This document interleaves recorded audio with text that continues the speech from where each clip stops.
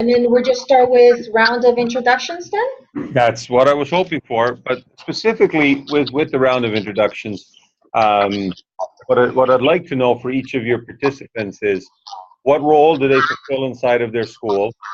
If they're principal, roughly how many students do they have in the school? How many teachers? That sort of thing. I want a little bit of a sense of the people participating from your end. Okay. Well, while they kind of think about that, I'll start because mine's short. My name is Judy Kimini. I'm the Director of Education and Child Development for Northeast Tribal Council. And so through Northeast, we have FNSSP program, and we have structural readiness that's sunsetting March 31st. And I also manage the health portfolio of maternal child health. So that's me. And then we'll go to Nettie. Good morning, I'm Nettie Pogson. I'm principal teacher at Toll Creek High School. I have 48 students at present. And, I think that's it. How many teachers at the school this year, Nettie? Sorry, I have 3 teachers. 3 teachers. Perfect. Thank you. Nice to see you again. It's nice to see you too, Carmen. Good morning, Carmen. My name's Lori Aliche, and I'm Judy's maternity leave.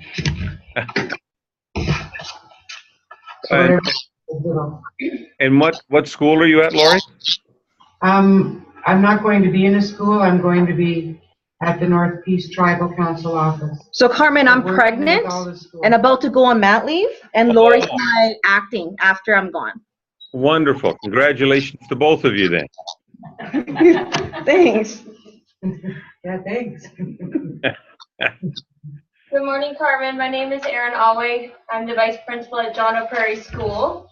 We have roughly 450 students and around 25 teachers. This is my first year as vice principal.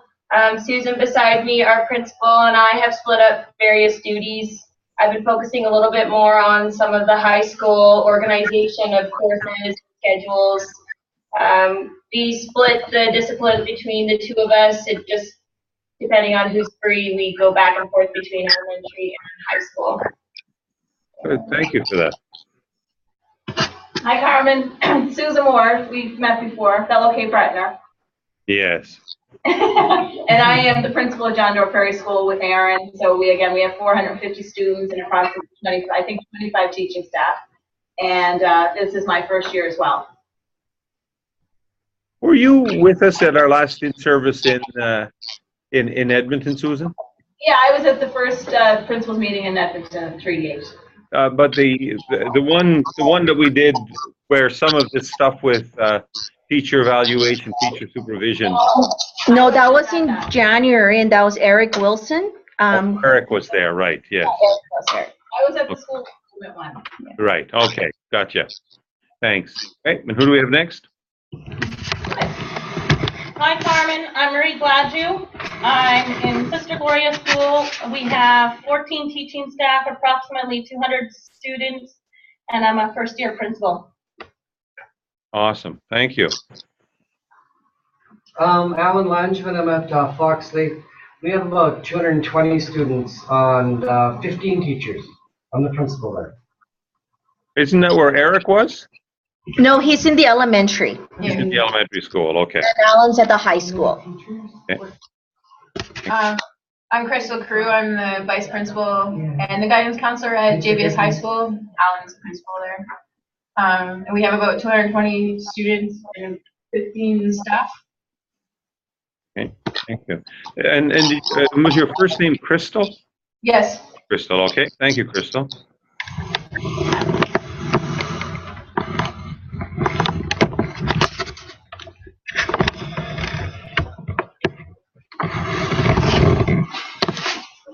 And is that everybody? That is everybody. There was supposed to be 3 more, but we're not sure where they are. Yeah. Lost on the roads in northern Alberta. No, in Edmonton somewhere. So where are you physically broadcasting from? What town? In Edmonton. So we're at the Northeast office in Edmonton. Okay. Well, ladies and Alan, my name is Carmen Mombercat, and my current role in life is I'm a professor of education at the University of Lethbridge. And I've been fulfilling this role for the past 5 years. Prior to that, I had a teaching and principling career, and for the most part in Alberta, and a little sojourn off to the province of Ontario.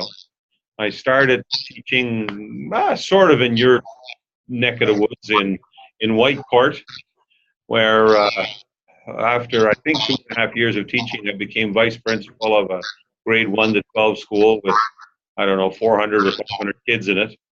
A few years after that, I ended up in Taber, Alberta, corn capital of Canada, and I was principal of an elementary school there for 7 years.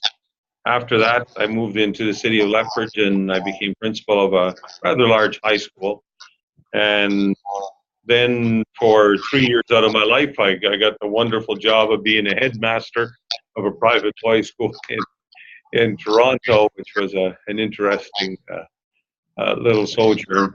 And then when this job at the university came open, I ended up here by, I don't know, some fluke of faith, I guess. My job at the university entails, for the most part, having fine men and women like yourselves who think school leadership is something that they would like to become fully involved with, and they end up coming to the University of Lethbridge and taking a master's degree in education and leadership. And along with a colleague of mine, we run that program. So many teachers throughout the South, but what we're starting to experience is a few teachers even coming out of your neck of the woods, becoming involved in understanding what school leadership actually means in at this part of the 21st century in the province of Alberta. As you're probably, at least I would hope you are, if you're not, I'm about to make you aware of a document that is called the Professional Practice Competencies for School Leaders in Alberta. And that document, for you as a school leader, lays out your basic job description. The document that I have on screen, which is the Teaching Quality Standard for provision of basic education in the province of Alberta, lays out the basic job description of any teacher within the province of Alberta. So professional practice competencies for school leaders in Alberta really entails 7 competencies. It is your responsibility to first and foremost develop healthy and productive relationships with many members of your school community. More often than not, that's referred to as students, as your staff, and within that larger parent community. The second competency that's listed in the document is one of vision. You have as a responsibility as a school leader, without question, to establish within your school community and your school community a working vision that gives the impetus and the drive to try and achieve what it is that you really think that your school is capable of doing.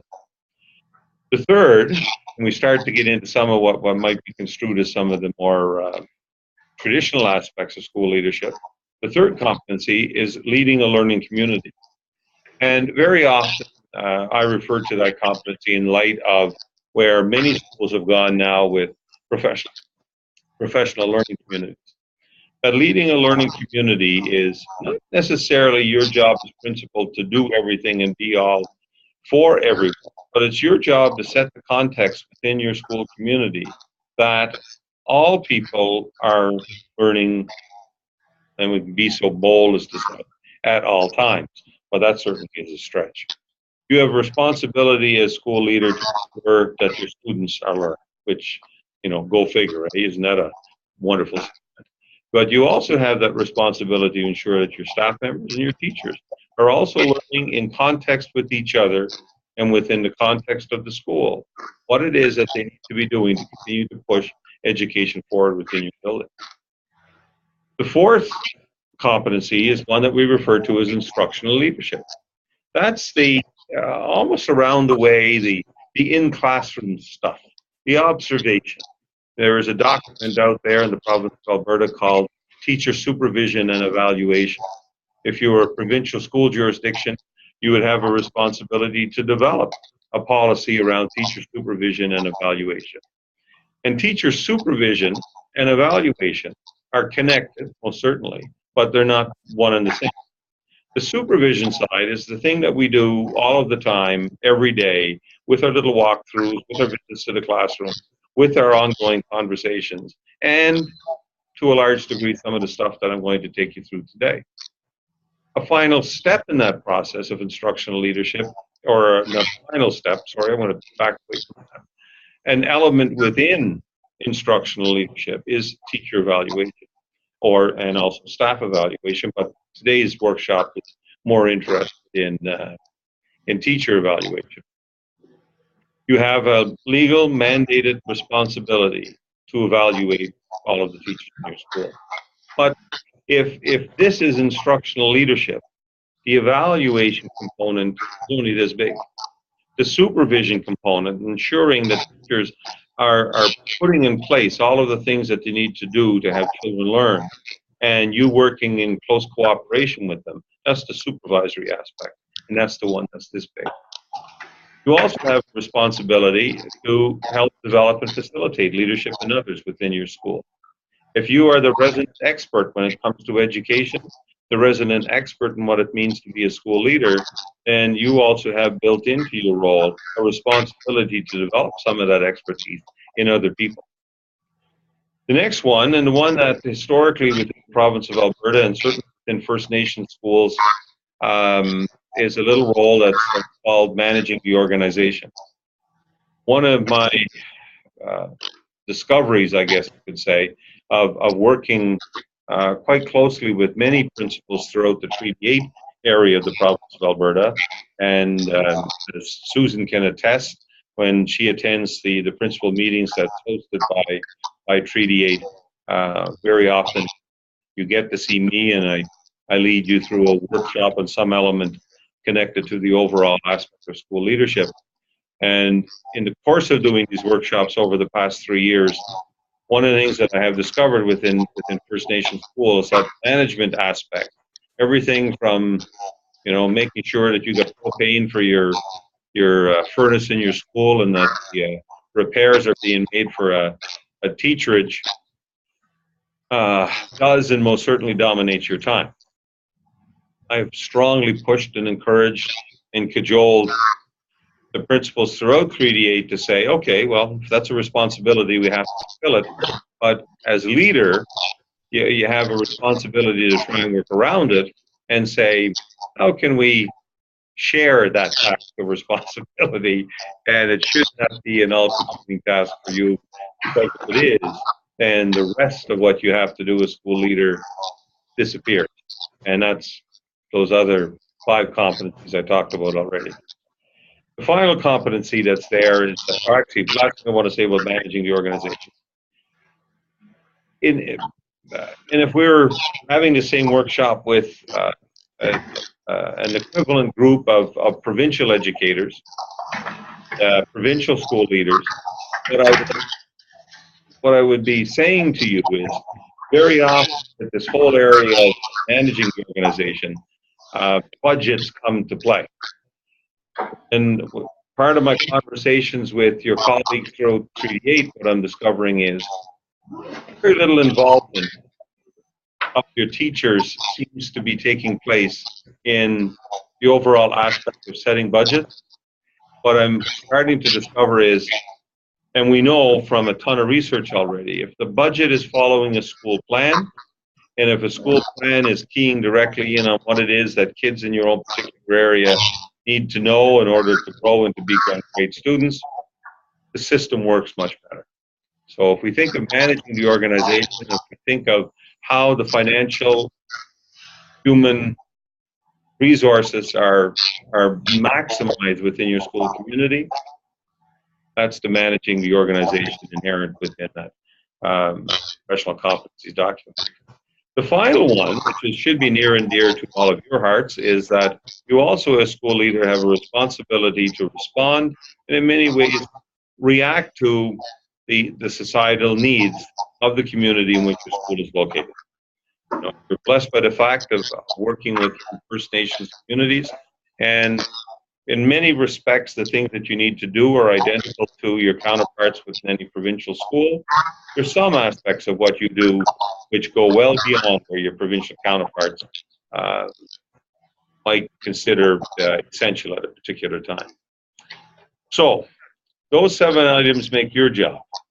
A teacher's job, basic, full extent, not all of the ways in which they can possibly do their job, is inherent within the document that we're about to take a look at. Now, I want to stop there, and I want to give one little caution. And my caution is, and I'm starting to notice I'm waning a tiny little bit already.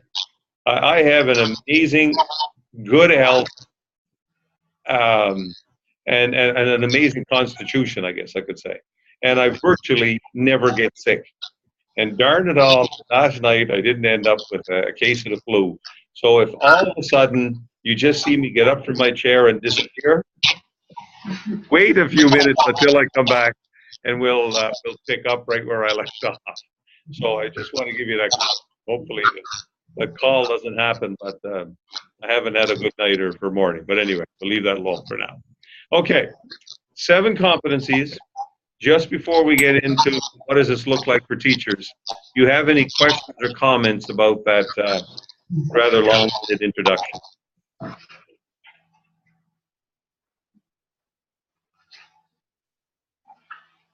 Carmen, we have Eric Wilson now. You met him in January, so Eric, just wanted to say hi, I guess.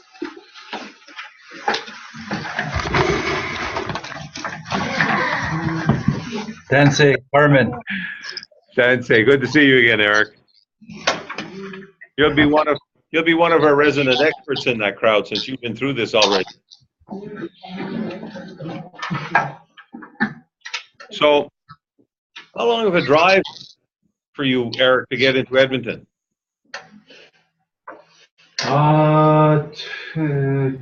2 hours by bush road. Now it's all gravel, so pardon me, all pavement. So another about 10 hours. Wow, 10 hours. I drove up to Valley View last week and did a school evaluation at Sturgeon Lake Preschool, and that was 8.5 hours. And I thought that was long. That's not even half the way, half the province, for goodness sakes. Well, great to see you there this morning. So, go back to my previous question. Any questions or comments about my introduction to get it started this morning?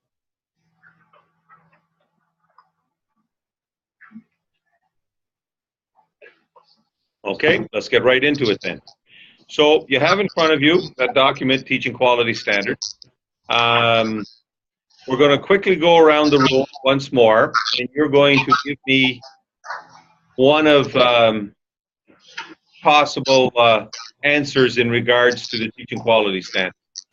One answer would be, yep, I read it at one point in my life. Second would be, yep, I read it, and every now and then we take a look at it as a teaching staff. Or 3, I know the document intimately, and we use it for many aspects of what we do with our teachers in our school. Let's start with Nettie. Which one of those 3 would apply to you? Probably the first one. Option 1. Okay. Lori?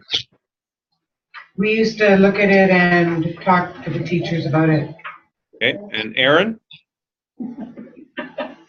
I was just saying to Susan that I'd like to make option 4 and that we know of it, but we probably should use it more than we actually are using it.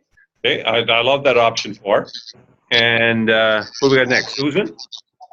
I've read it and it scares me. Okay. I think if I read it before I became a teacher, I probably would have been scared away from the profession. No, you wouldn't have. You good place to be, gal. Marie? Option 1. Alan?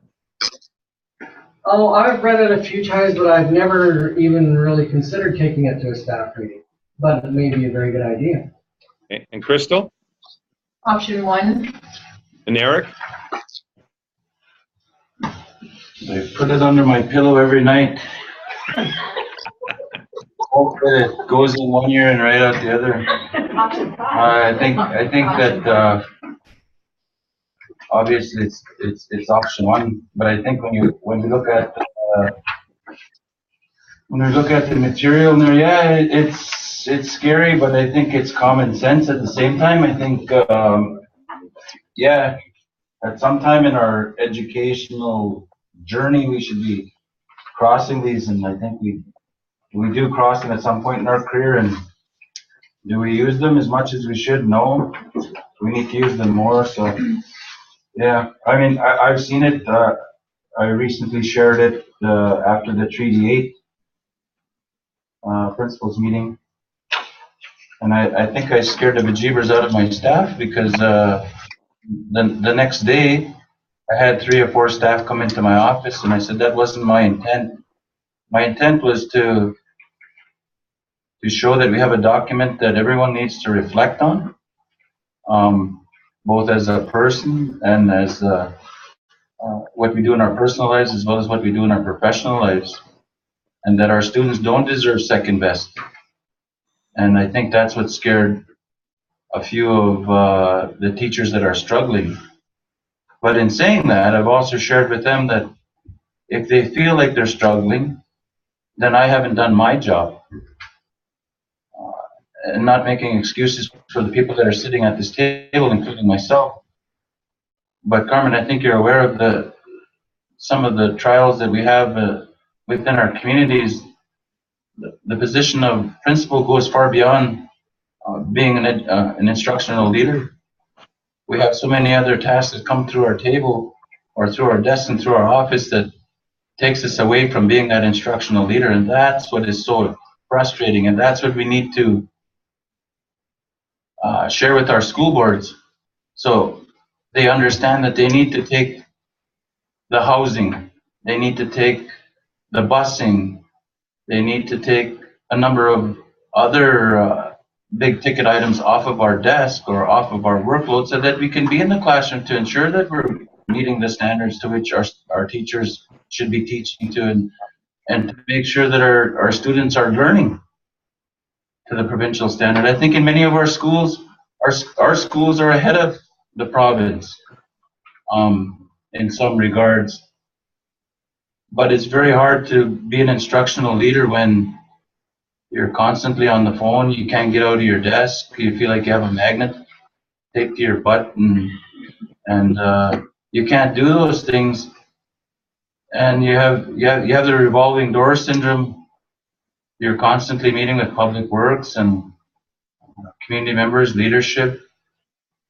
I mean, that's what we all signed up for. But at the same time, like, this is a huge document. It's very important. And yeah, I think it scared a few people. It scared myself.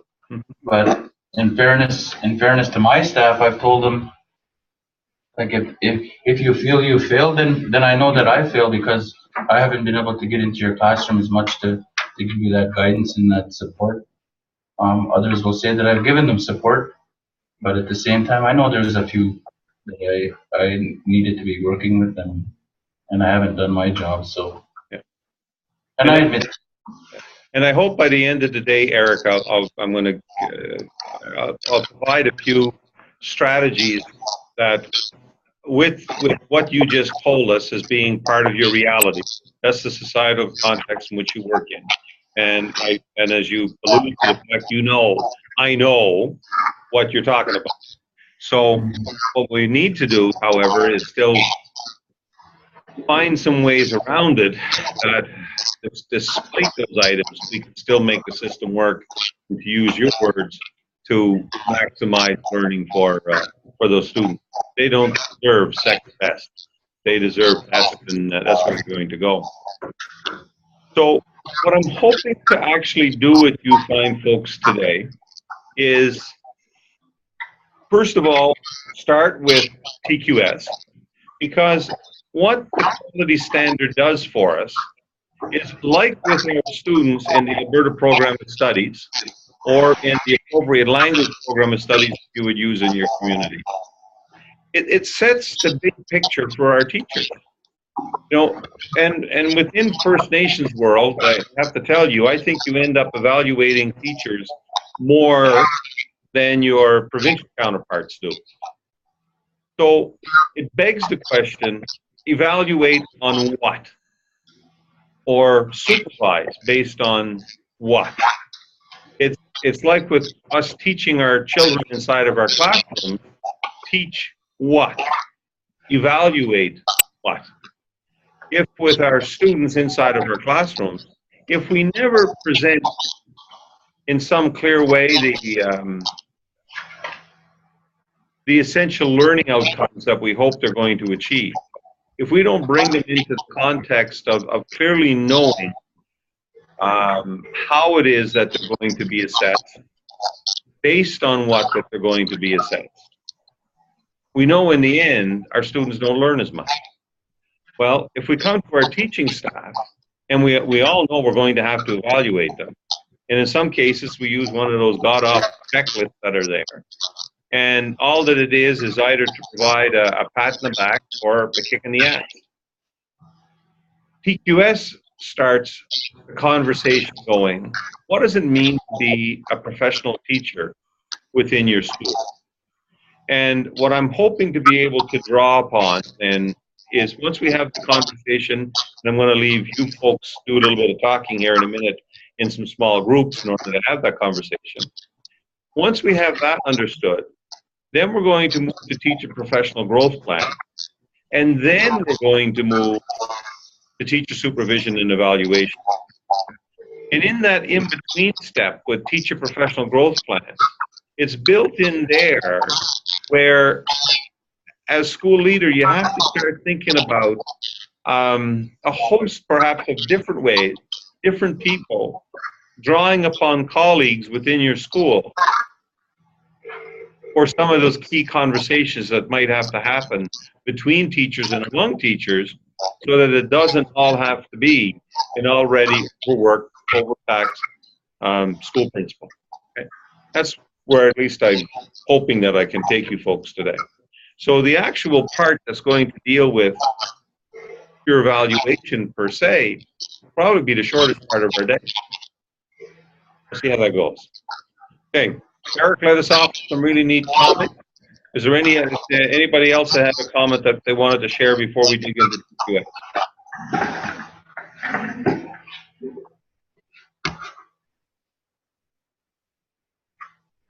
No? Okay.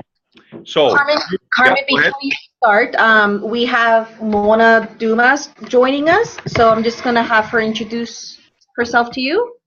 Hello, Carmen. Hi, Mona. Where are you at this year? I'm still with South Talkley. Oh, wonderful. That's really good to hear that. How many kids in the school this year, Mona? We had an increase of up to 72 students now. That is fantastic. And how many teachers with you? We have 6. 6. Excellent. 6 for Excellent. Wonderful. Great to have you with us, Mona. So, if you take a look at the screen or take a look at that first page that you have in front of you, the ministerial order that deals with teaching quality standards broken into 2 parts. The first part are the KSAs that are applicable to teachers who are still working on their interim certification. So teachers who come into your school from Southern Ontario or from Edmonton or just down the road from one of your neighboring First Nations communities, and they haven't received permanent certification, the items that are listed on those first couple of pages are pertinent to them. They're hugely important. They're a conversation piece that you need to have with your teachers. It's also recognition that we don't necessarily hold brand spanking new teachers who just suddenly show up in your school for their first teaching contract ever. We don't assume that they have the wisdom and the knowledge and the skill that experienced teachers have.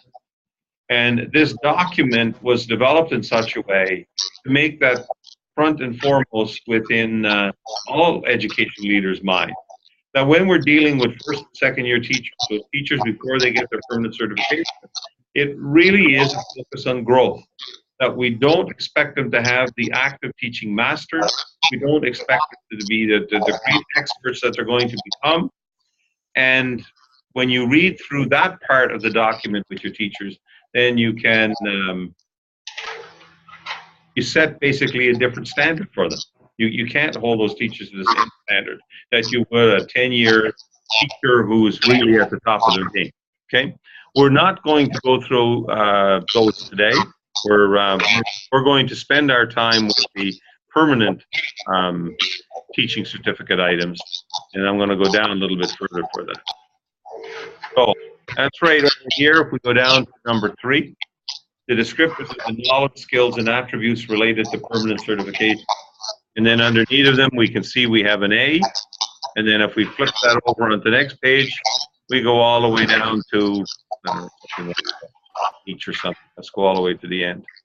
And we go all the way down to K. So A, B, C, D, E, F, G, H, I, J, K. So we got 11 items. And we have roughly 1, 2, 3, 4, 5, 6, 7, 8, 9, 10 of you in that room. So I'd like you to work with a partner. You can choose your own partner, since I can't hardly even see you to pick partners. Choose your own partner. The first 2 people around the table pick the first 2 KSAs. The next 2 people, so the first group pick A and B. The next group pick C and D. The next group pick E and F. And the final group that you have pick 3, J or whatever the last 3 would be. And then we end up with all 11 of them covered. At least I think it will if my math is right. Here's what you're going to do. Once, as small groups, you're going to come to 2 big ideas about that KSA. You're going to give a very brief description to the rest of your colleagues. What do you think that KSA really means? The second thing I want you to share with the group is going to be is, what does that actually look like in the context of my school? Give us an example of what teachers do with it. So what do you think it really means? And give us an example of what you think that looks like inside of your school. Any questions about your task? None? Good. Okay, we're going to go right to about 11 o'clock. At 11 o'clock, you'll hear my voice boom into the room, and I'll say, okay, let's start having people report back as to what these KSAs mean, and what's a practical example of what it actually looks like inside of your school. Okay? Have at her. I'm going to pop out to the washroom, and I'll be back in a little bit. It was